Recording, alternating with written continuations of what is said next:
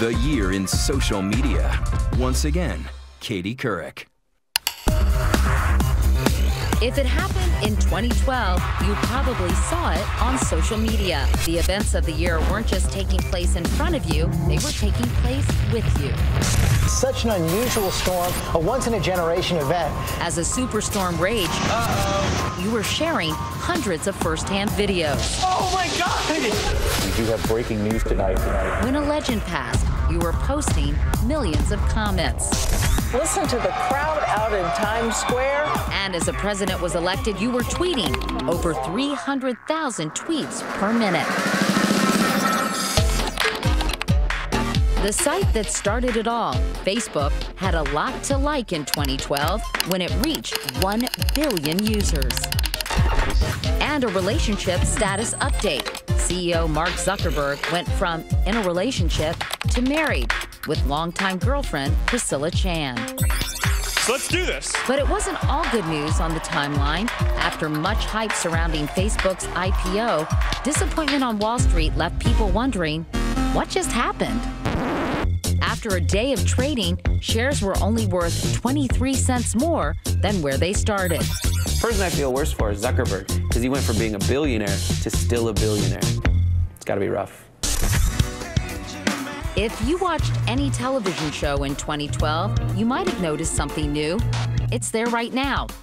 No, not a number sign. It's a hashtag. The little pound sign that started as a way to organize conversations on Twitter is now a cultural sensation. People have started using hashtags almost as strange parentheses where they say what they're really thinking as opposed to what they just wrote. Over the shoulder, Nikki! The app that brought us the hashtag also let us see celebrities in a whole new way. That's a new phenomenon, the celebrity who overshare on Twitter. We don't need to know that you just went to go pee and had a bagel at the same time. Celebrities who are using Twitter don't always have a publicist standing next to them. So the people who tell celebrities, you shouldn't say that, they can't stop them from suddenly sending out a tweet in which they, oops, attach a naked photo. And you're wasting my time. HBO's newsroom starlet, Allison Pill, accidentally sent this topless tweet while trying to delete it from her phone. Hashtag, oops. Justin Bieber was almost sued when he tweeted, call me right now with this phone number. The last digit, a question mark. Frenzied fans dialed every combination of the number. Justin, oh my God, call me back, I love you.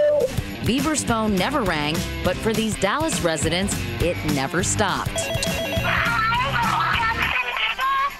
I was getting 3 calls a second, and as fast as I could hang up the phone, it kept ringing and ringing. Hashtag, don't call me maybe. It wasn't just Twitter and Facebook monopolizing our time this year. The rising stars, Instagram and Pinterest, seemed to come out of nowhere. But the true breakout star of social media in 2012, the meme. But what is it? A meme is an instant trend based on an image that has often been manipulated. When Mitt Romney threatened to cut off PBS during the first presidential debate. Sorry, Jim, I'm going to stop the subsidy to PBS. I'm going to stop other things. I like PBS. I love Big Bird. Big Bird, Big Bird. Thousands flocked to Facebook, sharing Save Big Bird memes.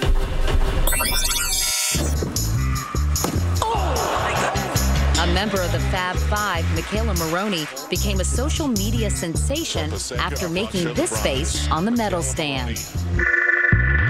For a split second, she was biting the side of her lip, and she looked unimpressed.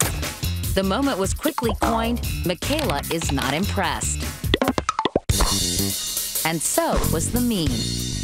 To make that face, you basically have to look as disdainful as you possibly can. Maroney took the look on her media tour, and everyone from David Letterman to the president himself gave it a shot.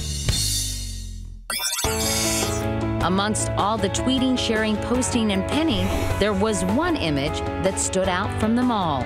So it turned out that Obama won the social media battle by a lot. This photo of President Obama and First Lady Michelle is the most liked picture on Facebook and the most retweeted of all time. It was very intimate and very small, and it showed a gesture between a husband and a wife. It was a first in election history. It was the first time that a president acknowledged that he had won his election in a tweet. And it's a sign to come of how leaders are going to try to communicate directly to their supporters using social media. So what's next for social media in 2013?